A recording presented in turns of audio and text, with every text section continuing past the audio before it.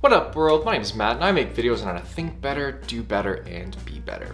And today's a great day, so we're making it count. In today's video, I'm going to be diving into a topic that I find very interesting. It's the philosophy, school of thought, way of life, whatever you want to call it, of Stoicism. I stumbled across the topic of Stoicism several years ago, going down various internet rabbit holes. And since then, I found the philosophy to have a really positive impact on my life, and so I wanted to share it with you today.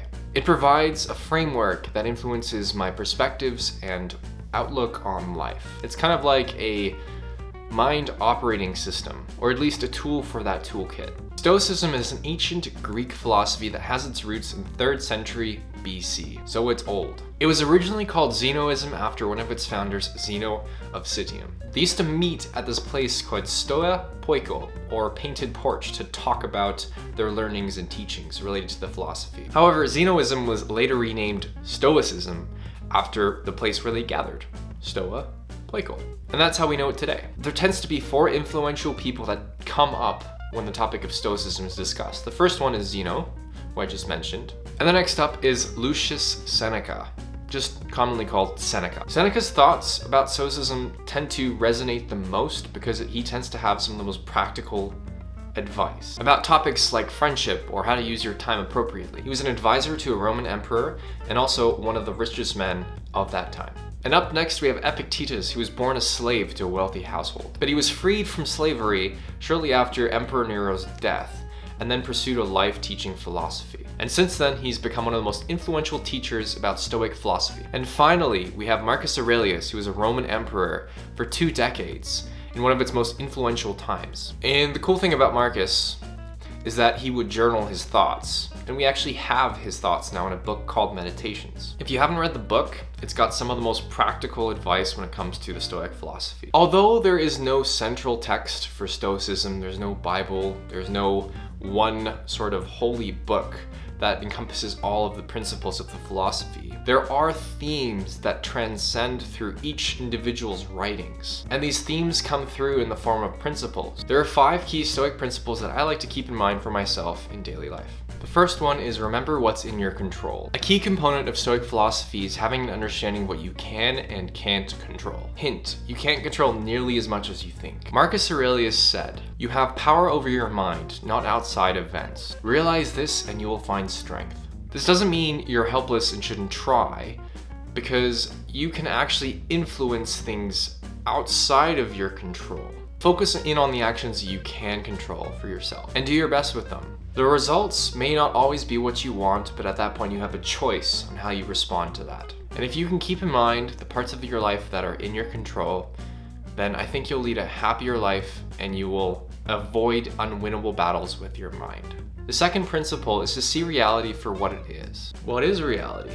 That's tough to say because I think everyone's is different. And how we interpret our own reality is called our perception. We use our senses to create a mental impression of this reality and then apply our judgment to it. And this perceived reality has the power to make us weak or can also be a source of great strength. And the distinction comes from your judgment. This is because we're not positively or negatively affected by something until our judgment of it. Epictetus has this quote that I really like, and it goes like this: "Seek not for events to happen as you wish, but rather wish for events to go as they do, and your life will go smoothly." A flip in perspective and your reality changes. I believe part of seeing reality for what it is comes from finding those immutable truths. You have to look for those first principles and use them for your basis of judgment. I've got a video on that, linked here. Principle number 3 is practice misfortune. The Stoics had an exercise for this called premeditatio malorum, also known as the premeditation of evils. And it's the process of visualizing or imagining things in your life that could go wrong.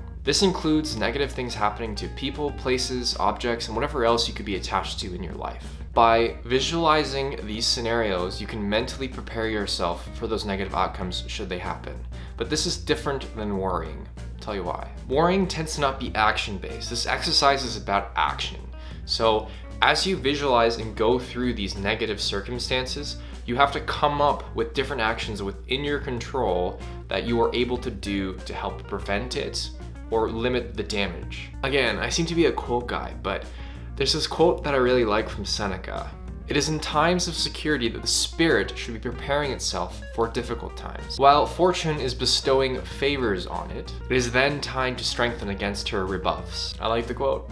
Seneca even believed it prudent to practice poverty a couple times a month. And while I don't think it's necessary to actually go through that exercise, it might be helpful just to mentally go through it.